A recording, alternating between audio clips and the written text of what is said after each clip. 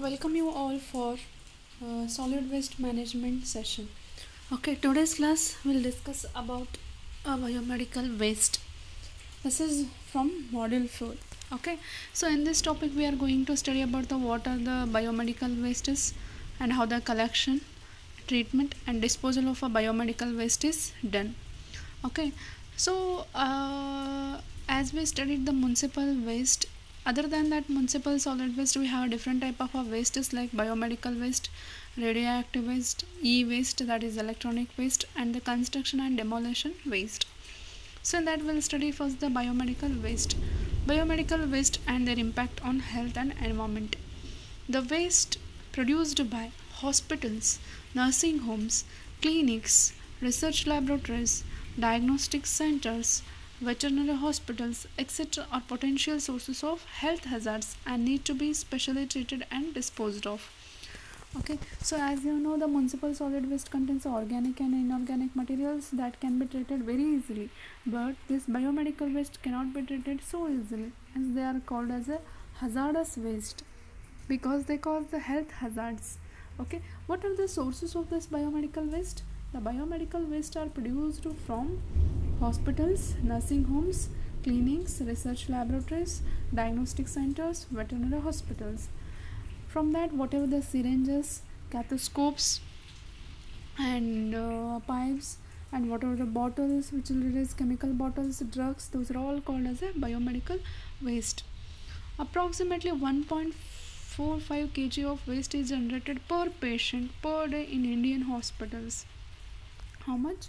1.45 kg of waste is generated per patient, that is for per day in Indian hospitals, whereas it is much higher in developed countries.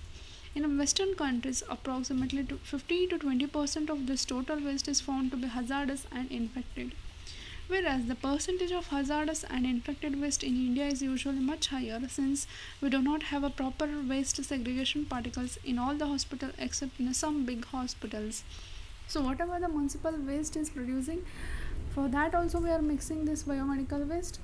Proper segregation is not there, hence that municipal waste is also becoming a hazardous waste. The greatest risk of clinical waste is from the infections and the sharp component like needles, syringes, etc. Healthcare workers and people associated with the hospital waste disposal often get needle prick injured and even can get AIDS or HIV, other type of infections like hepatitis B and C through skin routes. In one survey, it has been found that every second nursing staff gets needle prick or cut during their work every week, which may increase their chances of getting infection if proper handling of waste is not ensured. In addition to its infectivity, the medical waste is highly toxic and may possess a variable radioactivity. Okay, what they want to say is whatever the syringes and the needles which are producing from the hospitals, they are very infectious and very sharp in nature. So if the AIDS infected patient is treated with that needle and the same is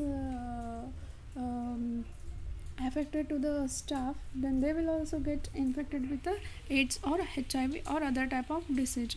Hence handling of this waste is very tedious job. We should handle them very carefully.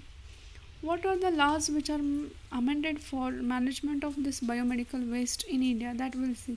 That is legislations for management of biomedical waste in India.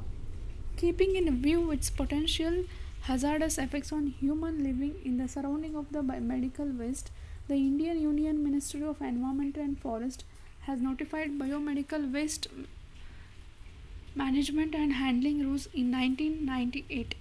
These rules have been notified under the Environmental Protection Act 1986.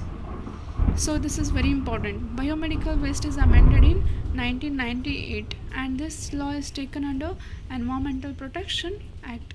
Under these rules, every healthcare institute, big or small, will have to make an arrangement to ensure that their produced waste is handled and managed without causing any adverse health effect on human beings and the environment.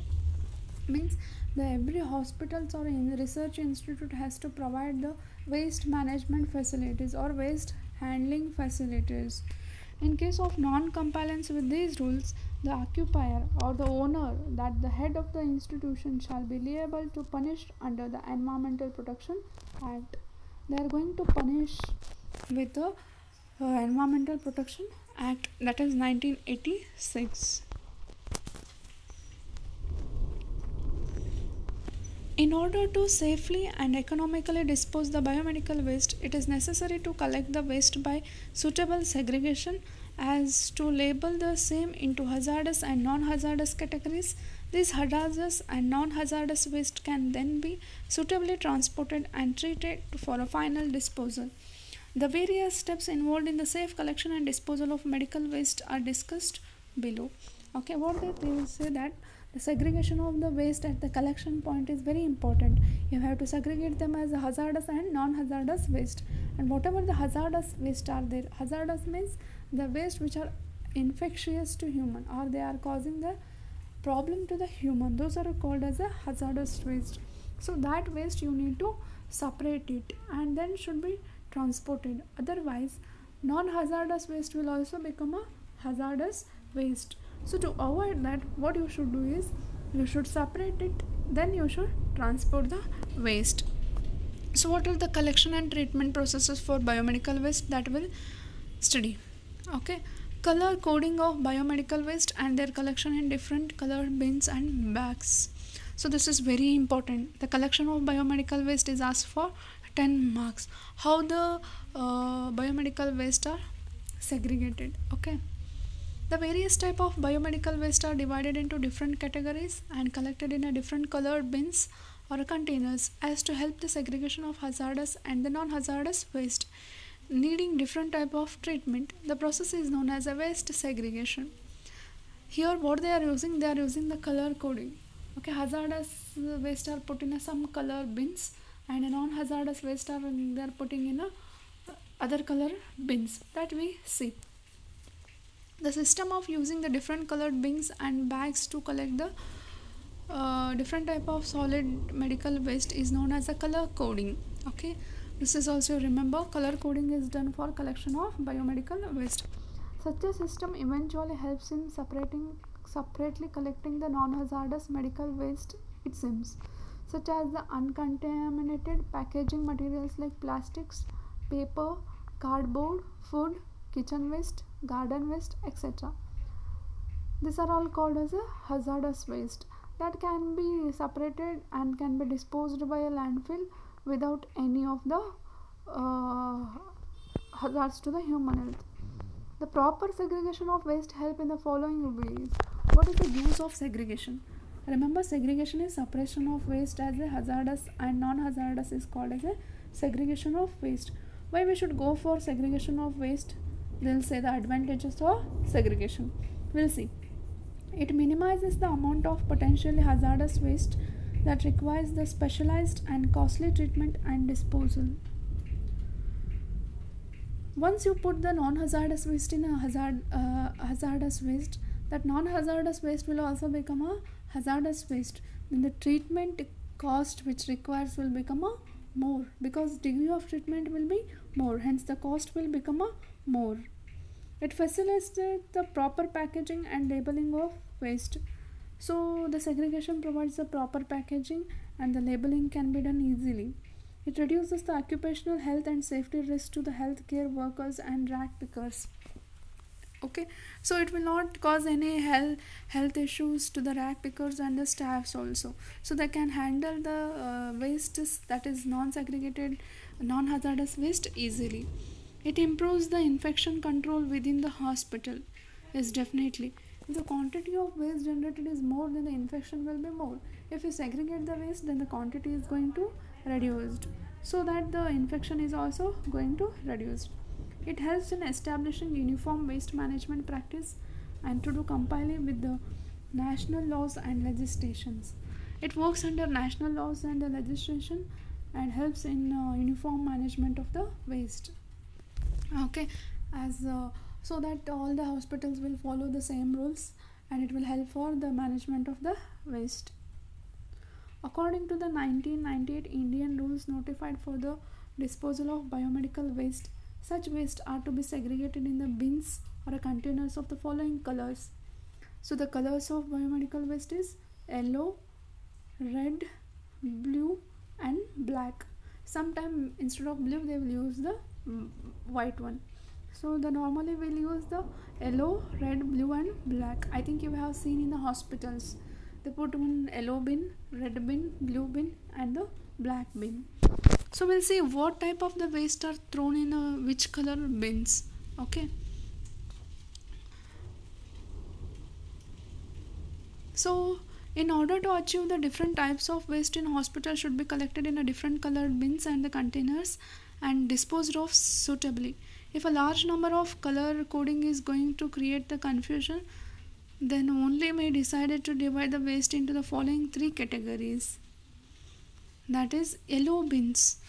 Yellow bins which are used for these waste need to be incinerated and buried deep and may include human anatomical waste, animal waste, pathological waste, microbiological waste, sharp waste, discarded medicine, cytotoxic drugs and also the solid waste. The waste which can be incinerated or the waste which can be buried deep, that can be thrown in yellow bins. Remember, the waste which can be incinerated means which can burn under a high temperature, and which can be buried deep means which can be buried under the earth, that can be filled in a yellow bins or thrown in a yellow bins. Examples are human anatomical waste, animal waste, pathological waste, microbiological waste, sharp waste, discarded medicines, cytotoxic drugs and solid waste. And next, red bins. These waste will have to autoclaved, disinfected with the chemicals or microwaved. The waste which are treated with autoclaving or a disinfection or microwaving, that are thrown in red bins. This includes plastic waste, disposable items like tubes, catheters, blood and urine bags, gloves, etc. Catheters means the pipes which are used for putting this dosages to the patient.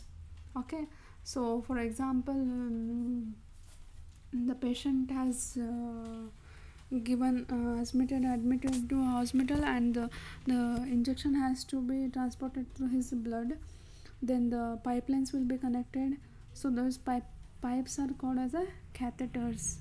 Okay, so these are all cleaned with the help of autoclaving or disinfected with the chemicals or microwaving. So these are disposed in a red bins, and the urine bags and this blood bags and all. And black bin waste. These waste can be sent for disposal to secure landfills or burials, may include chemical solid waste and incinerated ash. The chemical solid waste which are present, those are disposed in a black bins. Okay, so like this we have three type bins: yellow bins, red bins and the black bins.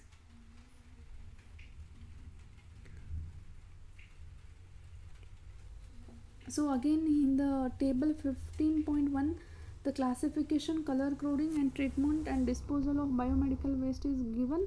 Just go through it. As I told, they have given same. Human anatomical waste is a type of waste which is dumped in a yellow color, and the treatment given is the incineration or deep burial. Okay, so like this the different type of a waste is given, and the treatment and the disposal bin is given. Just go through it. Okay, this is what collection of solid waste. Okay, the collection method is this step. The solid biomedical waste are collected in a different type of bin. And next we have a collection of sharp wastes. Okay, so how the sharp waste is collected? They are collected separately. They will use a different method for collection of a sharp waste. Okay, that we'll see. In collection of various type of a biomedical waste, special attention is required to given to the sharp waste, as they constitute a unique category of biomedical waste and always pose a risk factor for many infectious pathogens. Sharp may be defined as objects that are capable of puncturing or cutting due to any points or protuberances and may include syringes, needles, scalpels,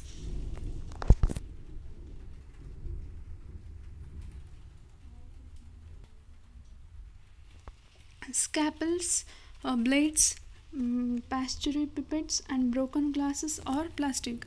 As a matter of fact, 98% of all health facilities generate a sharp waste. Okay, sharp waste means which will puncture the skin or the skin of the staff very fastly, like syringes, needles, and all. So those are all called as a sharp waste. During medical procedures, healthcare workers get a large number of injuries due to the sharp waste. Similarly, a significant amount of injuries are caused by sharp waste to the solid waste workers who handle their collection. Okay, so the person who is coming to collect the waste also, they'll cause the different infections or they'll cause the different injuries to them also. So they are handling separately. To ensure this safe handling, manufacturers must develop mechanisms to render the syringes non-sharp immediately after use.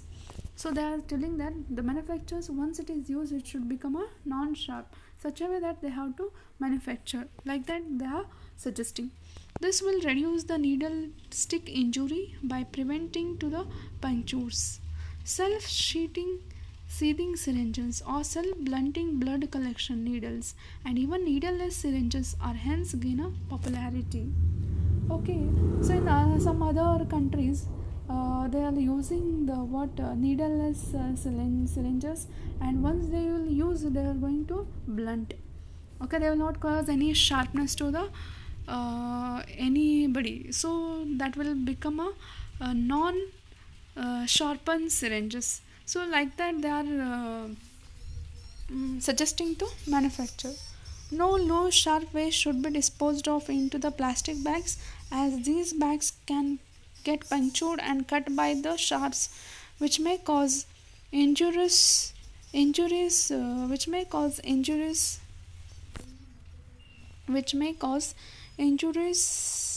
to the waste handlers, or the content of the bag may spill during the transportation.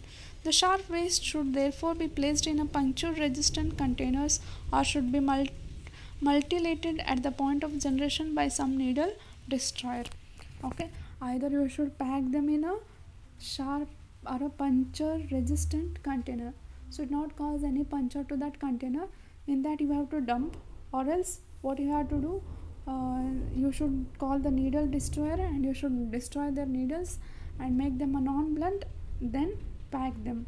Okay, that is what the collection of sharp waste. And once it is collected, you have to label it whether it is a toxic or hazardous or non-toxic or non-hazardous waste. How this labeling is done, that we'll see in a next video. Thank you all of you.